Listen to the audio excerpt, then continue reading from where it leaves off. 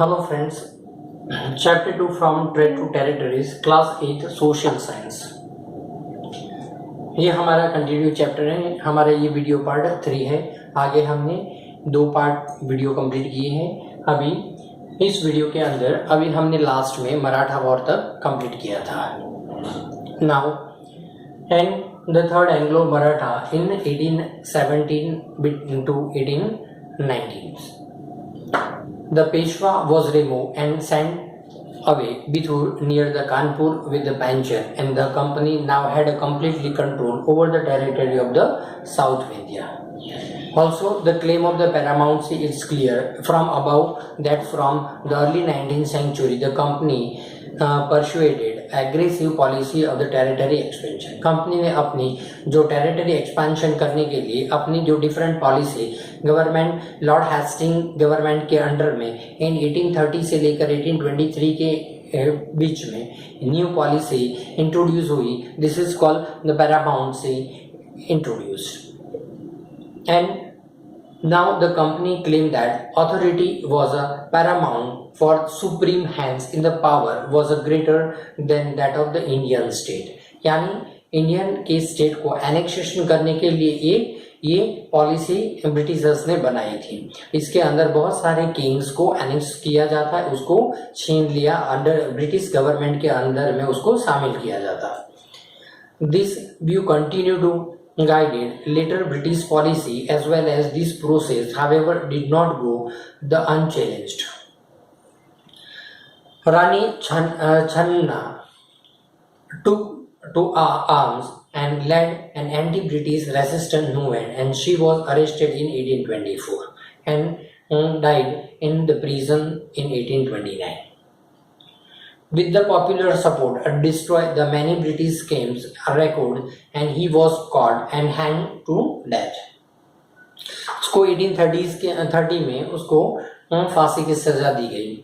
Late 1830s, the East India Company became worried about the Russia because it imagined the Russia might expand across the Asia and enter India from the northwest. So driven by this fear, the British now wanted to secure their control over the northwest। इस तरह British government अपना जो north west में control जमाए रखना चाहता था। And they fought the prolong was with the Afghanistan between 1838 and 1842। इसलिए उसके 1838 से 1842 के बीच में अफगानिस्तान के साथ भी वॉर हुआ। Now and next point, doctrine lapse policy।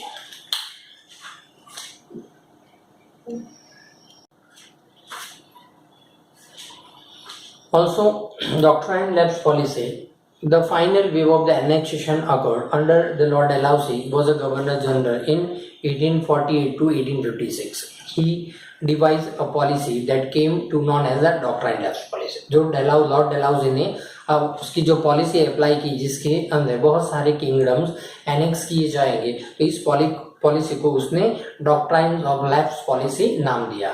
The doctrine of lapse policy it declared if an Indian ruler died without a male heir of his kingdom, यानी कि कोई भी किंगडम का कोई मेल हायर यानी किंग के बाद वाला जो उसका वारसदार जो मेल हायर नहीं होगा, तो वो state automatically under the government यानी कि ब्रिटिश गवर्नमेंट के अंडर में आ जाएगा। उसका रूलिंग जब तब तक इंडिया ब्रिटिश गवर्नमेंट करेगी जब अगर जो माइनर है उसका मेल हायर है और वो माइनर है तब तक का रूल्स वो ब्रिटिश गवर्नमेंट के अंडर में होगा। या तो अगर चाइल्ड नहीं है तो वो ऑटोमेटिकली उसका जो किंगडम है वो ब्रिटिश के अंडर में आ जाएगा। So this is a doctrine lapse policy. Because of the part of the common territories one kingdom after another was annexed simple by applying this policy। Some states, Satara, Sambalpur, Udaipur, Nagpur, Jhansi, and finally Awadh in 1856, they are under the doctrine lapse policy included। This time British had added arguments। They said they were obliged by duty, यानी इस तरह government ने उस और वहाँ के लोगों पर ड्यूटीज डालना स्टार्ट कर दिया। उस टाइम पे अवध वहाँ का एक मेन प्रोविंस था। सो humiliating way in which the Nawab was disposed and the people of Awadh joined the Great Revolt broke in 1857।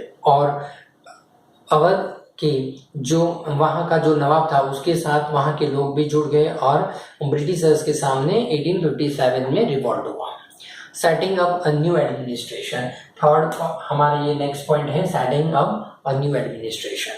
Warren Hastings, Governor General from 1773 to 1785, was one of the many important figures who play a significant role in the expansion of the company power।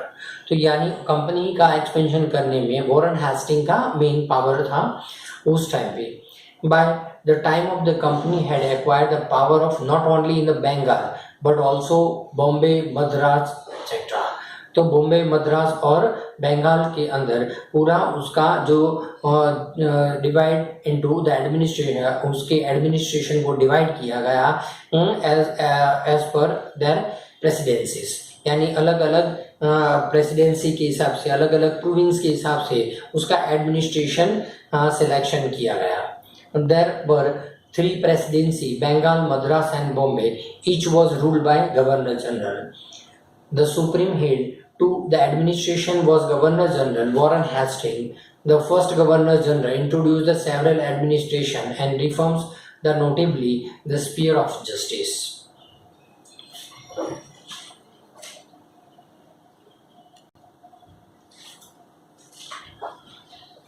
From 1772, a new system of the justice was established। Each district was to have 2 courts, criminal courts, that meant Fauzdari court, and civil court, that meant Diwani Adalat। Maulvis and Hindu Pandits interpret the Indian laws।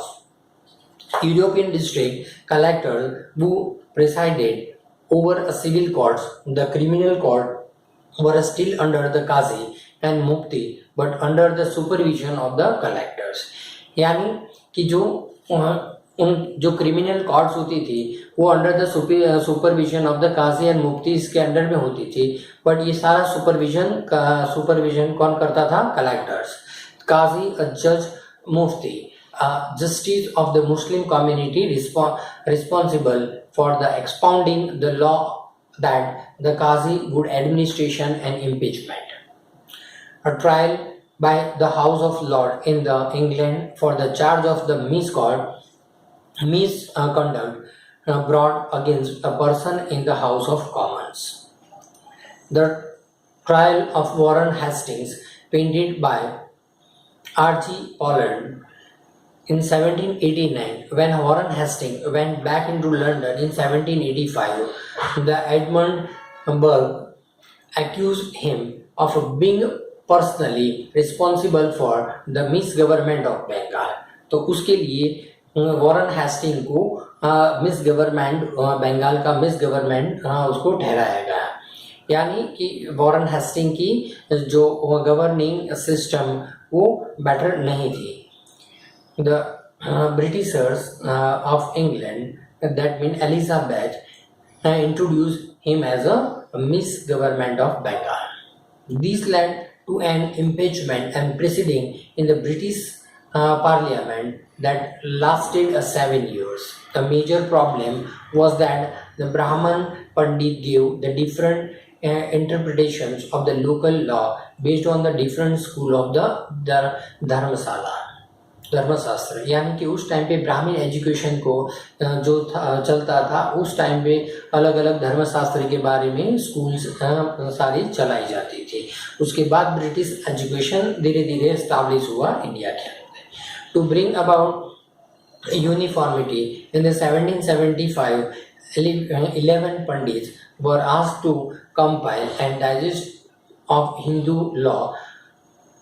By 1778, a code of Muslim law was also compiled for the benefit of the European judges।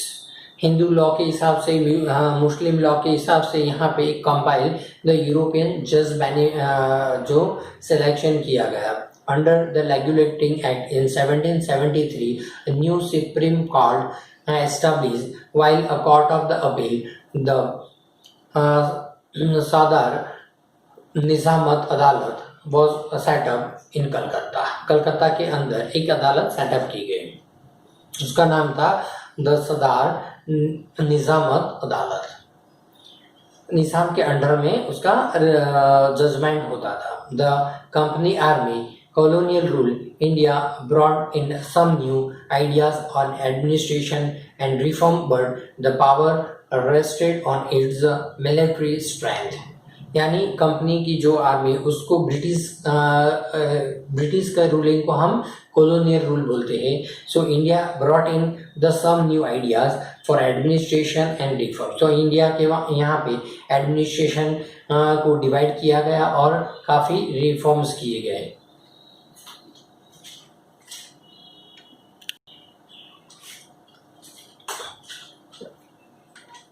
Next, the Mughal army was mainly composed of the cavalry and infantry, that is a पैदल यानी कि foot soldiers. They were given a training in the archery and the use of the swords। किस तरह archery सिखाई जाती थी और sword चलाना सिखाया जाता था। इस तरह यहाँ की आर्मी को, जो मुगल की जो आर्मी थी, उसको इस तरह ट्रेनिंग दी जाती थी। The cavalry dominated the army, and Mughal state did not feel the need to have a large professionally trained infantry. The rural area had a large number of the armed peasants, and the local zamindars often supplied the Mughals with the pedal soldiers। यानी कि जो इस तरह उनको जो training दी जाती थी, यानी एक प्रोफेशनल बेस से ट्रेनिंग, उसको लार्ज बेस पर उसके हेल्पफुल, ब्रिटिशर्स को हेल्पफुल रहे, इस तरह उनको एक ट्रेनिंग दी जाती थी। जो रूरल एरियाज थे, वो बहुत large number of the pigeon and the local zamindar often the supply the Mughals with the paidal soldiers. तो उसमें से काफ़ी लोगों को जो पैदल सोल्जर्स होते थे, वो बहुत सारी जो रूरल एरियाज होते थे, उसके अंदर उनका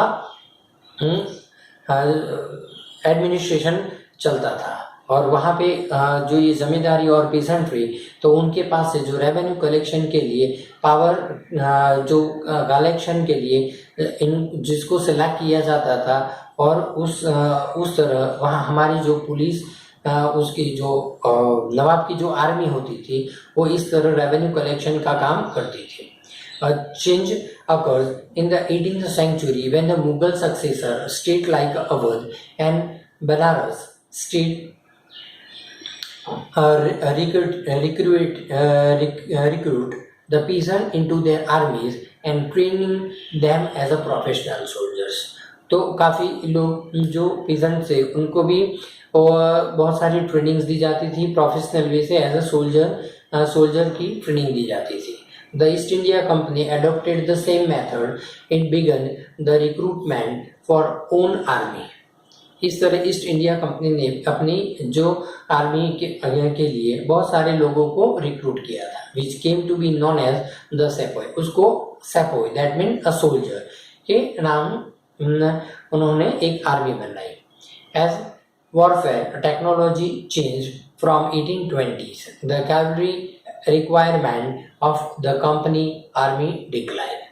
यानी कि मॉडर्नाइजेशन हुआ, रिफॉर्म हुआ, टेक्नोलॉजी चेंज हुई, तो कैवलरी जो रिक्वायरमेंट थी जो कंपनी के लिए, वो उसका डिक्लाइन हुआ। This is because of the British empire was fighting in Burma, Afghanistan and Egypt, where soldiers were armed with the musket and the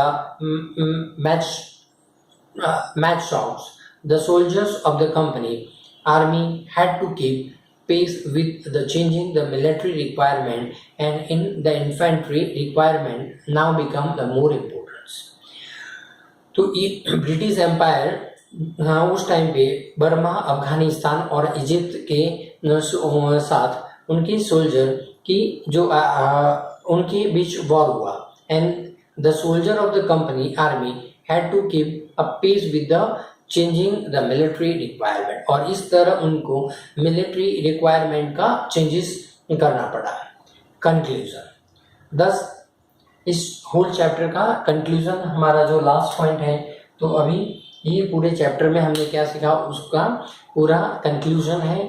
the east India company was transformed from trading a company to territory in a colonial power in India. The arrival of fuel steam technology and early 19th century also added the process, and it would be anywhere between a 6th and 8th month to travel to India sea, यानी कि उस time पे जो सी root से आने के लिए travelling 6 to 8 months लगते थे। So same ships reduce a journey time to 3 weeks, enabling a more Britishers and their family to come to a far off country like India. In 1857, company came exercise a directly rule over the Indian government, India के ऊपर उनका ruling धीरे धीरे establish हो गया, और इस तरह उन्होंने यहाँ पे फर्स्ट ट्रेडिंग के लिए आए थे, उन्होंने ट्रेड स्टार्ट किया। उसके बाद हमारी कंट्री के अंदर टेरिटरी एक्सपेंशन किया और डिफरेंट पॉलिसी अप्लाई करके हमारी कंट्री के मोस्टली पार्ट को अपने अंडर में ले लिया। और उसके बाद बहुत सारे रिवॉल्ट भी हुए ब्रिटिशर्स के अगेंस्ट में, एंड देन फाइनली कंट्रीज के अंदर उन्होंने अपना पावर मोस्टली बहुत सारे टेरिटरीज के अंदर जमा दिया था। ये हमारे इस चैप्टर का मेन कंक्लूजन है कि इस चैप्टर के हमने क्या कंप्लीट किया। Okay, bye friends, subscribe my channel and share more student. Okay, bye friends.